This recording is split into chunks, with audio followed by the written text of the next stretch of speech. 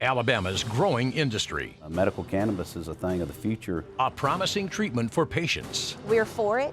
There's a lot of patients that it can help. And a promise of tax dollars and jobs, but also concerns. It's big money, and with big money comes corruption, always. Rising crime. Put the money in there, hurry up. And will this open the door to recreational use? There should still be very strict parameters around it. Alabama's newest industry getting off the ground. What the future looks like for medical marijuana.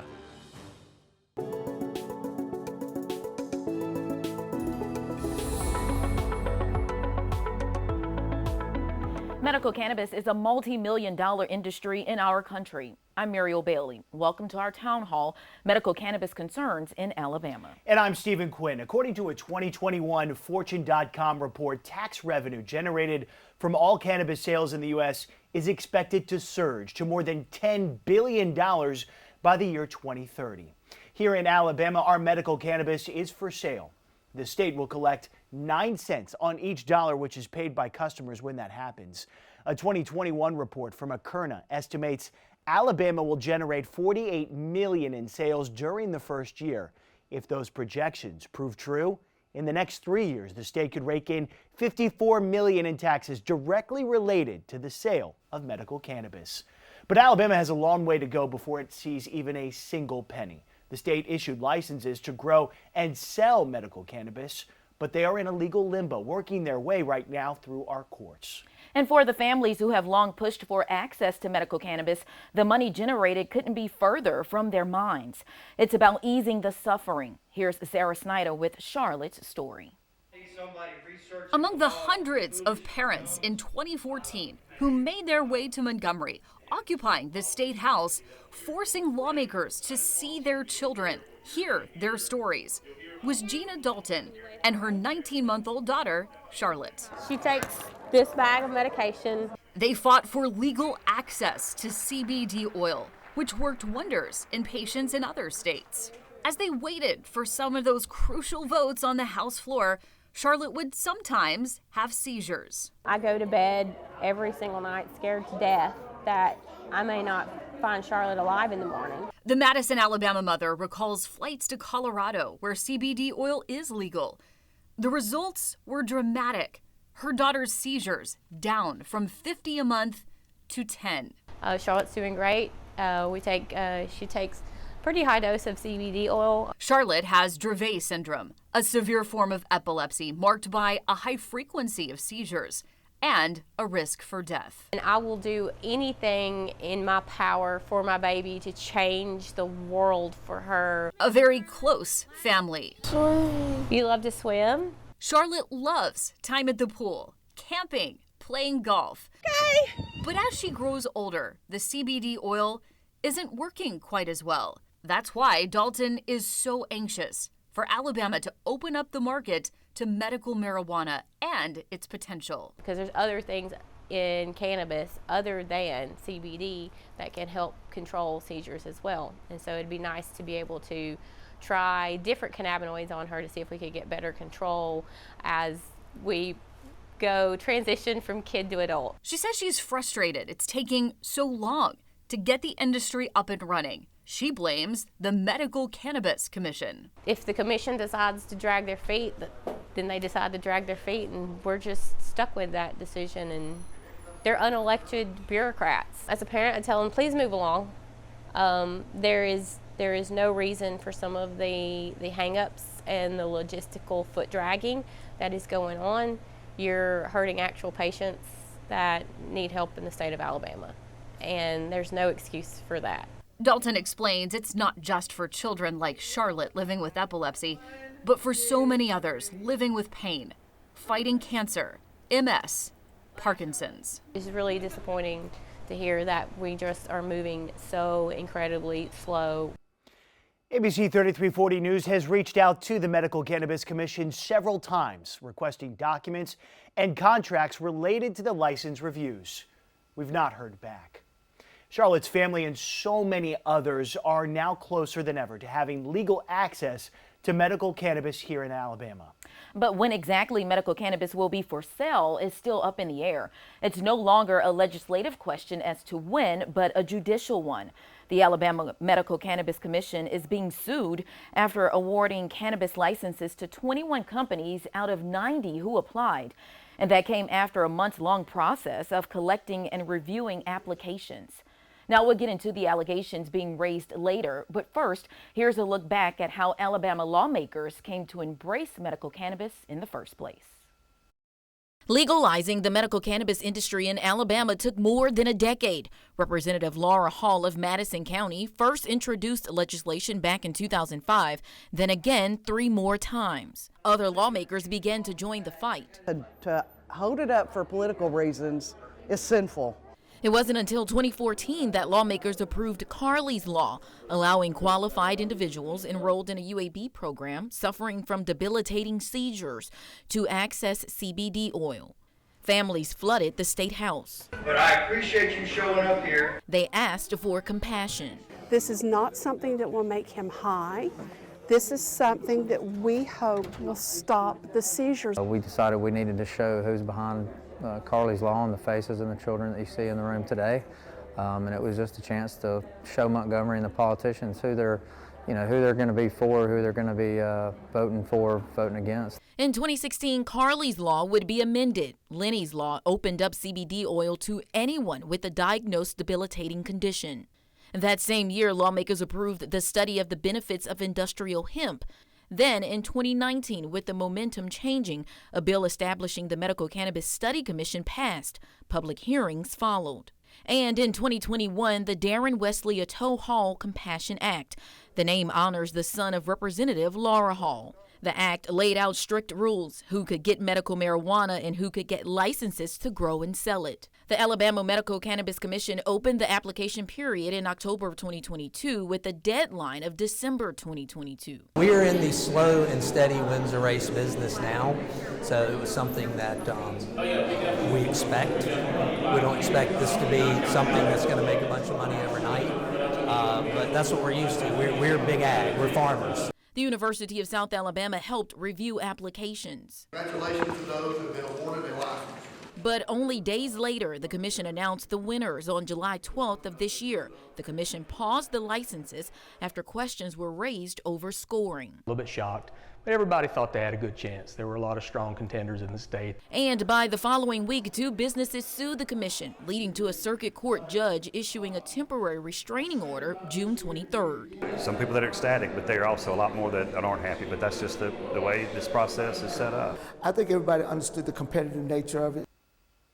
Marijuana is going mainstream. Legalizing medical cannabis in Alabama comes at a time when nearly half of the states in our country have already passed legislation to legalize not just medicinal use, but recreational use. Colorado was the first to do so.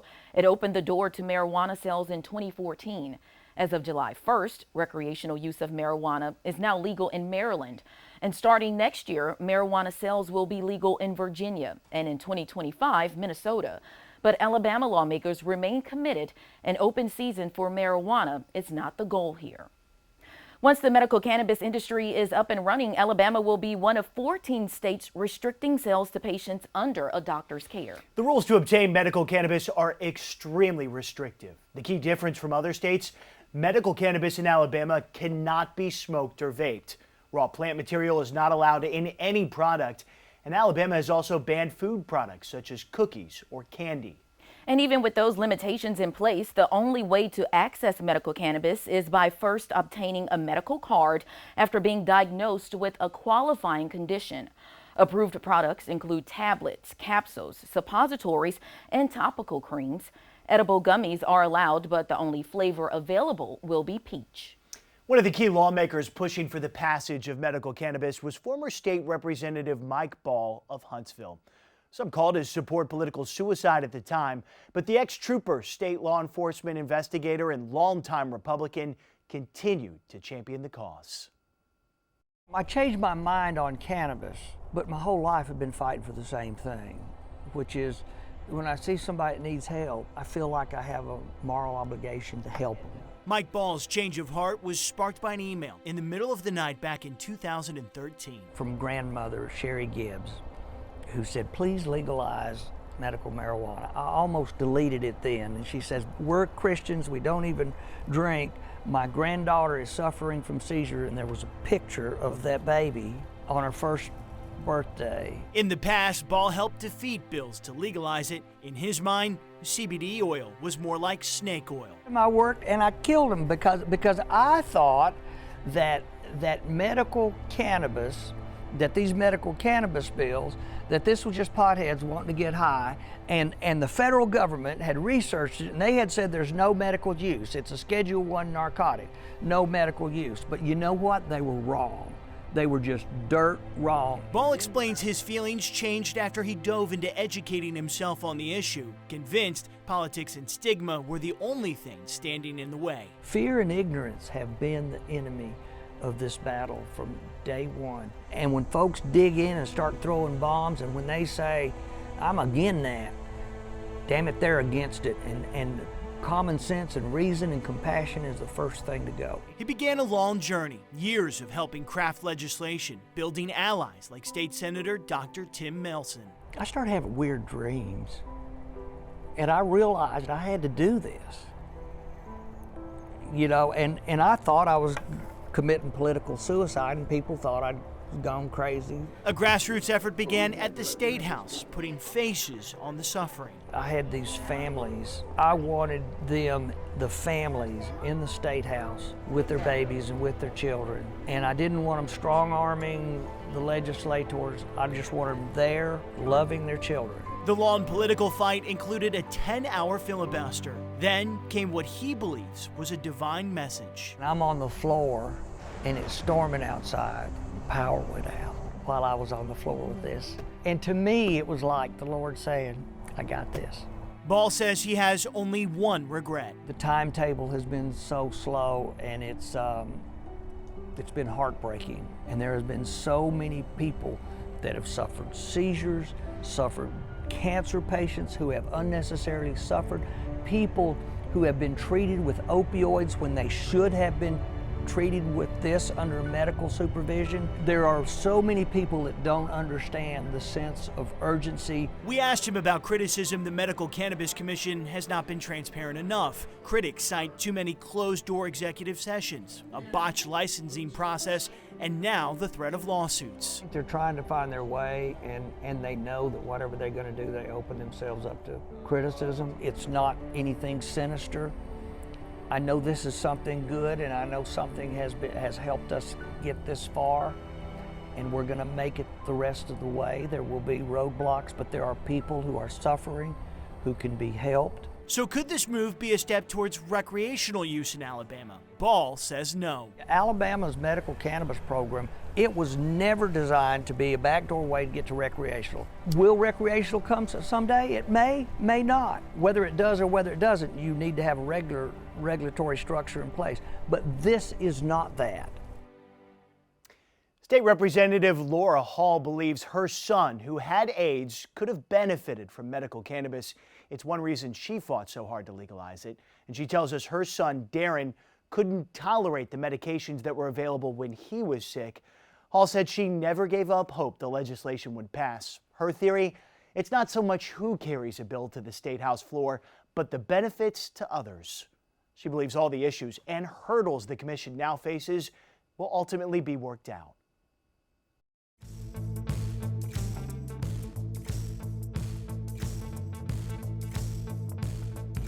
I personally think that it's a good thing. I don't think it'll have an effect on the economy as far as crime and things of that nature, but I do think it would be very good for those people that need it for medicinal purposes, meaning for their health reasons. I have personal friends that use it and have seen significant changes when they start to do that. I've seen it help a lot of people out, especially with pain. I've got a lot of cousins out in like Colorado, California, other states that have medical marijuana, and it's helped them out a lot. UAB researchers helped lay the groundwork for medical cannabis to be approved here in Alabama. Cynthia Gould spoke with one of the leaders of their team to learn more about the potential. So what first got your interest? Well, I was told someone was working on Carly's Law and they needed help. And that's how I started. Dr. Shafarsky, who heads up UAB's epilepsy program, has worked to unlock the healing potential of medical marijuana. We are on year 9 because in the spring of 2014 we started working with Dustin Chandler and with Representative Mike Ball on the first medical cannabis law, which was the Carley's Law. That law allowed UAB to study for 5 years whether CBD oil worked to help patients like Carly suffering from severe seizures. Her results were dramatic. Is there hundreds of wows like that you were just shocked about? Carly had very nice response, but we had a lot of patients who became from seizure point of view, because that's what we have been treating, who became seizure free or doing dramatically better. So this is not just Carly. There are many patients, including adults. Dr. Shafarsky is now working on developing a medical cannabis clinic at UAB to find the right patients to recommend its use and track their progress. It's very exciting to have it available. It's not going to work for everybody.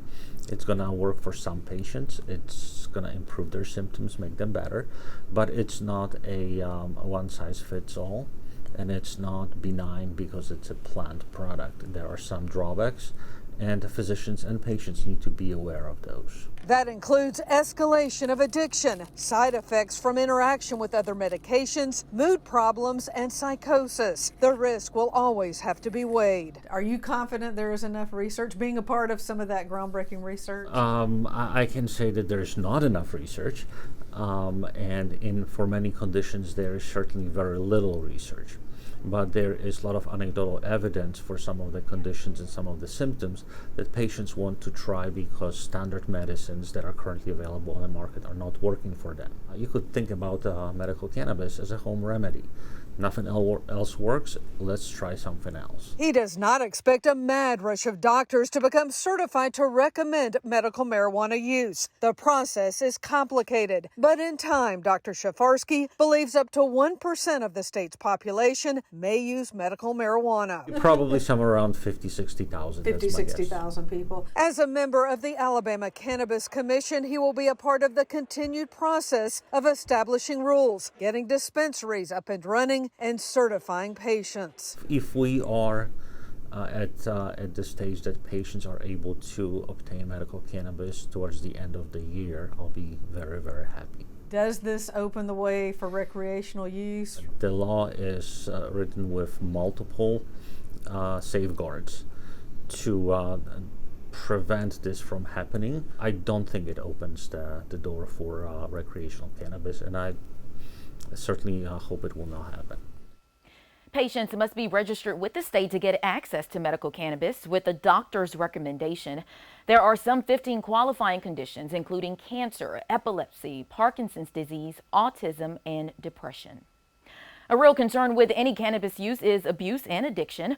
According to the National Institute on Drug Abuse, data suggests that 30% of those who use marijuana may have some degree of marijuana use disorder, especially in drug use before the age of 18.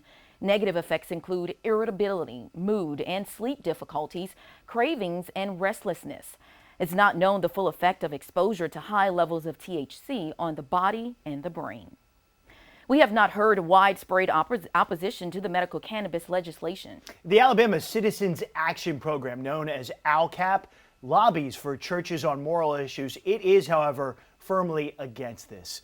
The group supported Carley's Law, allowing the use of CBD oil in a controlled medical environment like pharmacies and hospitals.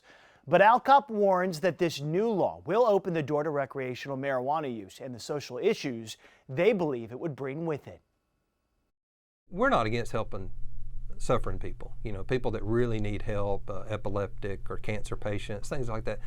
We're not against helping people medicinally if that's possible. We're not against that at all. We are not against helping suffering people. But I think what our state legislature did in 21 during the COVID year, when they weren't able to get a lot of good information, a lot of legislators admit they weren't as informed on it as they would like to have been. The marijuana lobby in Alabama is already very strong, and it's difficult to get anything around them. This is really set up for maximum profits. Will it help some people along the way? Possibly, probably help some people, but the societal effects beyond that, I think, are huge. No industry with that much money doesn't gain a lot of influence. And so, we hear from other states that that becomes the biggest influence in their state as far as with their elected officials, from city all the way up to state. It's just so much money. And so, it's kind of who do you want owning the state? Who do you want making the biggest campaign contributions and having the most favors owed to them? The marijuana industry? I'm told from other states that it even dwarfs gambling money in states that have both. That the gambling bosses have to go to the marijuana millionaires to find out what they can do and can't do. It's big money, and with big money comes corruption, always. The usages for this is so broad, from chronic pain to depression, things like that. And I get it, those are serious things, but boy, that opens up a wide door, and basically anybody who wants to get these ingestible marijuana will be able to get it. It's going to be shop a doctor. There'll be doctors who are legitimate and who do it right, but you're always going to have those ones who are in it for money, in it for profit, and you know who you call to get your card. Well, it normalizes the drug is what it does. And this is a Schedule I, narcotic, okay? It is illegal on the federal level for a reason. This is a mind-altering drug that we're going to make widely available and legal. And there's going to be consequences from it. There's a reason that this drug is illegal. And just look at the other states. Go look at their stats. Go look at their numbers and see what have happened with child abuse and driving under the influence and domestic abuse. There will be medical marijuana dispensaries or pot shops, as you could refer to them. They're going to be all over the place. And in time, they'll be everywhere. So that means people are going to be walking around and driving and interacting with people and on the job under the influence more frequently, because it's going to stay in their system much longer. So there's just a lot of issues with this that we really need to be ready for, and I'm not sure we are. But this just blew open the door a whole lot wider, and it's for maximum profits. That's the way this was set up. Maximum profits under medicinal, and then eventually that won't be enough, and we'll have to also go to recreational. And I would predict within maybe the next quadrennium of legislators, there will be a big push for recreational marijuana. Well, I believe every state that has recreational marijuana now had medical marijuana first.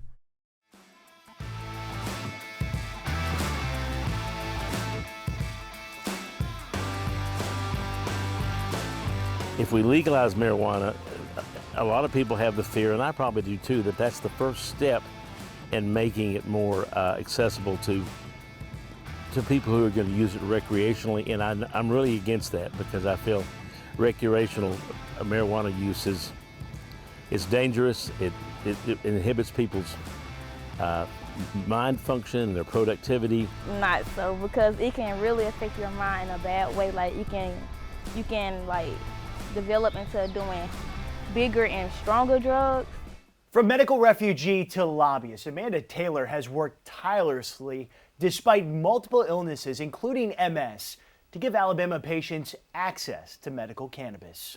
And while much of the media attention focused on children suffering from seizures and how they could be helped by cannabis, adults with a wide range of issues like Amanda say they could also benefit. Taylor sat down with our very own Cynthia Gould, explaining how it saved her life.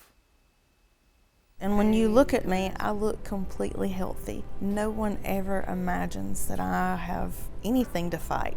But Amanda Taylor of Coleman has been fighting for years through diseases like multiple sclerosis. She even moved to Arizona to be able to legally use medical cannabis before coming home to lobby in Montgomery. It was a daily battle. It was an enormous battle. Shared my story of, at that time I was battling 6 debilitating diseases, and I was letting them know that it's not right to not show compassion. Here she stands behind Governor Ivey when the legislation was signed, now with everything on hold. An absolute shame that we fought so hard for people to not suffer, and if they would have had their I's dotted and their T's crossed, none of this would have happened.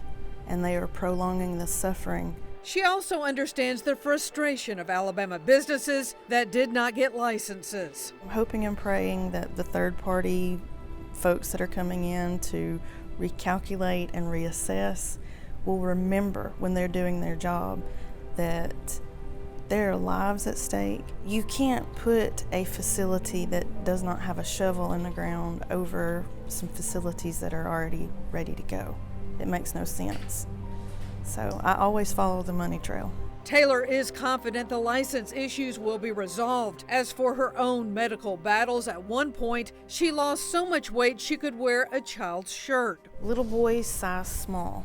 Moving to Arizona, she had broad legal access to find out what worked for her. Gone now, she explains, are the side effects from all those pharmaceuticals and the symptoms from her major illnesses. It's taken away nausea, it's taken away neuropathy, it's taken away pain, it's helped sleep. It has brought my body to what's called homeostasis, which is a more of a perfect balance. For those with doubts, she says educate yourself. Decades of use and research in Israel prove medical cannabis is working, and in Alabama it will not be a free-for-all. This is a highly regulated thing, and there's only so many dispensaries, so many extraction facilities. It's very limited, and the state did the strictest laws in the United States. On the moral question, Taylor references scripture, the herb for the service of man. And I can tell you there are far more dangers in pharmaceuticals than there are something that God put on this earth for us. Taylor urges supporters to make their voices heard, call state lawmakers and the Medical Cannabis Commission. I'm just a fighter, I'm just an advocate. If they received all those phone calls, it would make them do their job faster and with more accuracy if they heard the heart, soul-crushing stories that I hear multiple times a day. One potential downside to the cannabis industry seen in other parts of the country, a surge in robberies at dispensaries. Put the money in there, hurry up. A scary scene in Oklahoma, these cash-only cannabis shops proving to be a lucrative target for thieves. Since marijuana is still illegal on the federal level, many banks are steering clear of the industry.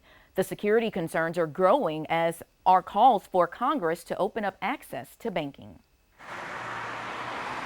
This is a potential site for a medical marijuana dispensary in Gadsden, listed on a state application. We're for it. There's a lot of patients that it can help. It'll bring in more business, more jobs. Jessica Pledger and LaShayla Carter work at a medical office next door, excited about the potential, but what about security? Current mayor and city council and our commissioners have done a very great job over the last few months just ensuring safety. So I think that if they're recruiting them to come, that obviously they have a safety protocol in place, and so I'd be interested to hear that before they actually become our neighbors, and so I'm not really worried. I think that they'll do a good job. Although dispensary rules require added layers of security, the risk of robberies is more common. This video from Tacoma, Washington, showing thieves ram a car into the dispensary, with few, if any, banks taking medical marijuana money, the criminal element taking advantage of the easy cash. We hear from our friends in Colorado and other states, these businesses are largely cash-only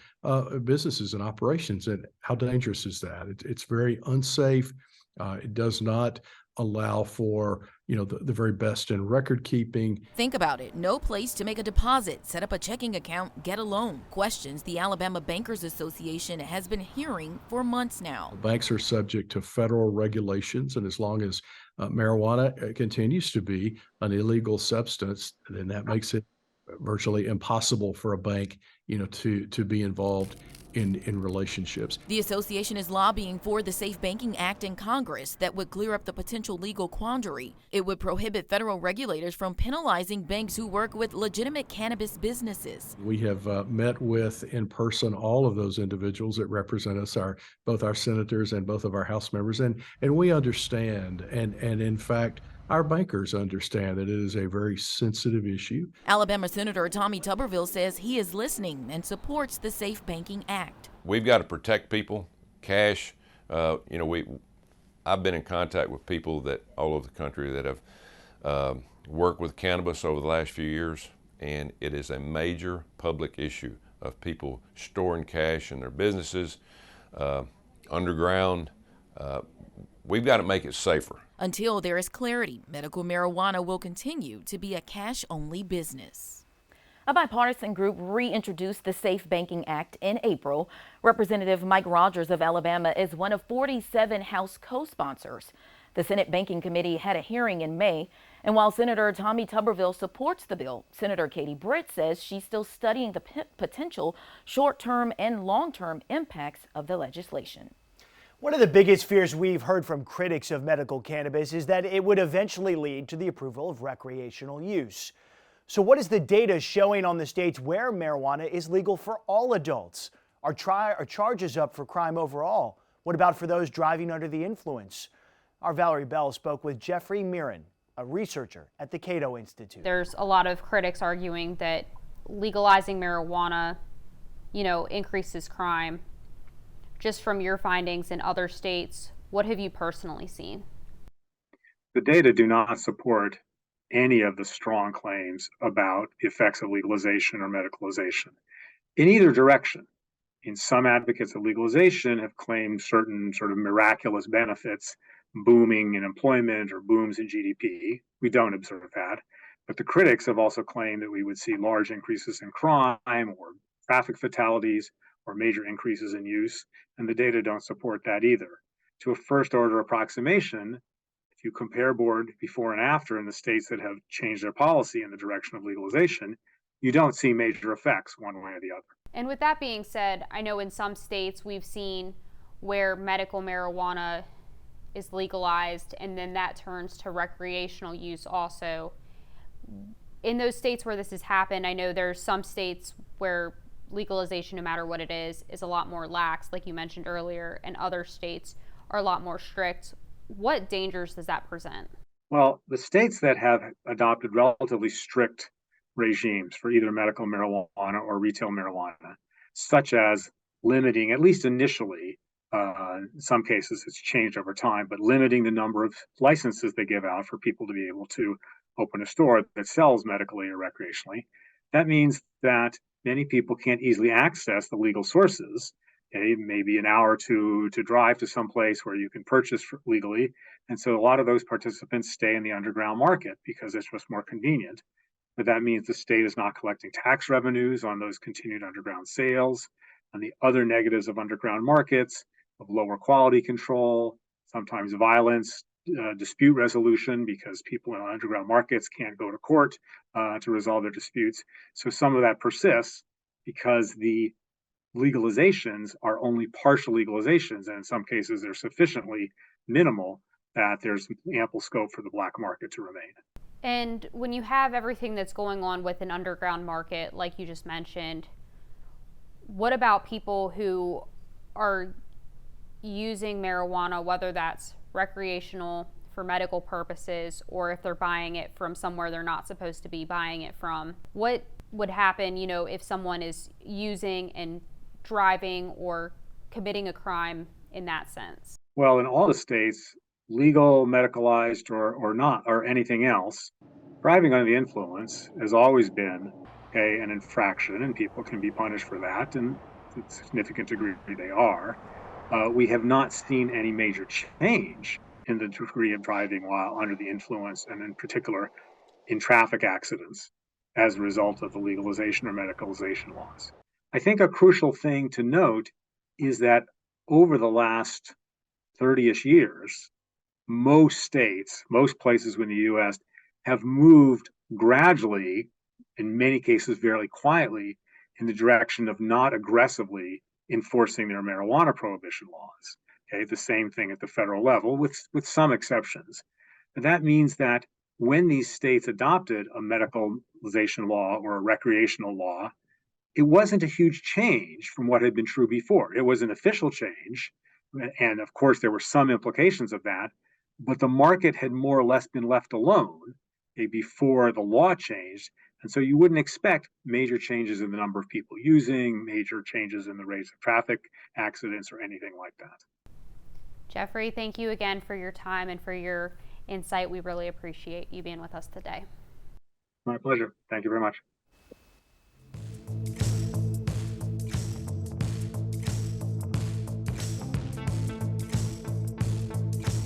Just like driving with alcohol use, I feel leery about that. I feel like with if you legalize it, you're going to open yourself up for all that with marijuana. If they haven't abused it so far, to me, I ain't never heard of nobody dying from an overdose of just marijuana, except for Bob Marley maybe. But other than that, it's kind of hard to OD off of marijuana. And then too, think about cigarettes and liquor, how many people those kill. Been plenty of other states that Alabama can follow and learn from, so I don't anticipate that we'll have crime issues or corruption issues. You know, we've got a saying, thank God for Mississippi, and they've got legal medical cannabis too, so I'm sure we'll be absolutely fine. We began this special report by telling you it's still unknown when exactly medical cannabis will be for sale here in Alabama. And the hope of the Alabama Medical Cannabis Commission was a start date in early 2024, but the commission first has to clear a legal hurdle. At least 2 companies that were not initially awarded licenses are suing over how applications were scored and finalists selected. Alabama Always is one of those businesses. Cynthia Gould takes us to their site in Montgomery to hear their side of the story and why the company believes mistakes were made. Alabama Always opened the gates to its secure facility in West Montgomery to give us an inside look. The company has already sunk $5 million into the medical marijuana cultivation and production facility. This is all a very tight ship, as it were. Chief Scientist Gregory Gerdeman gave us a tour, construction now in its final phases. He's consulted on similar projects around the country, experienced in how cannabis works. So these rooms will be compartmentalized. They will be climate controlled. How to use the best genetics, soil, and sunlight. I've never been prouder of a project that I've been involved in or consulted with than what we've set up here. Their initial plans were to begin operations in 60 days, a timetable required under state rules, with products like gummies, oils, and topicals on the market by the first of the year. Their dispensaries located around the state, but now everything on hold. The company stunned it was not selected for a state license, while seeming to be so far ahead of other applicants, according to Gerdeman. The process seems to have failed so completely at this point. I mean, right now, we just have to say the scoring was obviously seriously flawed. Members of the commission themselves made reference to catastrophic kind of situation they were in. He explains the rules mandated on-site inspections to ensure what was on paper applications was reality. Did any of the graders, any of the commission ever come look out here? No, the answer is no. We never had any kind of visit formally by anyone involved in the process. At most, they could have driven by the road. The legal challenges continue to mount from other companies as well. Alabama Always lawsuit contends there were numerous complaints about obvious errors and inexplicable lapses by the scoring group, and that the public deserves clarity and transparency in the application process. How worried are you this is just going to drag on forever? Well, I am worried about that because, you know, if we wait until, if this process keeps going on the way it's been going, and we've got another third party, an accounting firm or whatever, who goes through the scoring and then reevaluates it, you're gonna have the same problems. Alabama Always attorney Will Somerville says it's an absolute mystery why this operation received low scores. Can't be anybody who has a site as well done as this one, as far along as this one, as state of the art as this one. The company critical of the executive sessions, decisions made behind closed doors, and the commission handing over its authority to third-party anonymous scores set up through the University of South Alabama. A spokesperson for the Alabama Medical Cannabis Commission said the organization would respond to our request for information and contracts after an independent review of the score tabulations is completed. There's no telling what's going to wind up happening once they redo the scores. But we do know that it's still in secret, it's still under a veil of secrecy. A resolution to all the legal challenges can't come soon enough for businesses and so many patients waiting to see medical cannabis finally on the market. So where does this leave us? The courts and the State Medical Cannabis Commission must review decisions made and then decide how to move forward. But that's costing startup businesses valuable time and money. And it's costing patients like young Charlotte and Amanda Taylor valuable time as well. And no matter which direction the Alabama Medical Cannabis Commission takes to move forward with the companies already named or to go back and start over, they potentially face new legal challenges. So the question of when medical cannabis businesses will be open to patients for now remains unanswered. ABC 3340 will continue to follow the developments and the future court proceedings as concerns over medical cannabis in Alabama continue.